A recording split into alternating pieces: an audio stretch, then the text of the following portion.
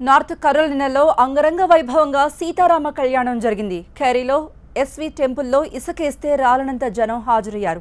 శాస్త్రోక్తంగా ఈ వేడుకలను నిర్వహించారు. రాముడి పెళ్లికి తండోపతండాలుగా తరలివచ్చారు భక్తులు. పట్టు వస్త్రాలు, పూలు, పళ్లతో ఎస్వి టెంపుల్కు ఉదయమే చేరుకున్నారు. భద్రాచలంలో రాములవారి పెళ్లిలాగానే ఇక్కడ కూడా అన్ని ఏర్పాట్లు చేశారు ఆలయ నిర్వాహకులు. భక్తులు కింద కూర్చొని పెళ్లి వేడుకలను చూశారు. కళ్యాణంతో పాటు పట్టాభిషేకం, ఉయ్యాల సేవ వంటి కైంకర్యాలను వేద పండితులు శాస్త్రోక్తంగా పూర్తి చేశారు. కార్యక్రమంలో భాగంగా ప్రత్యేకంగా ఏర్పాటు చేసిన లడ్డూను వేలం వేశారు నిర్వాహకులు.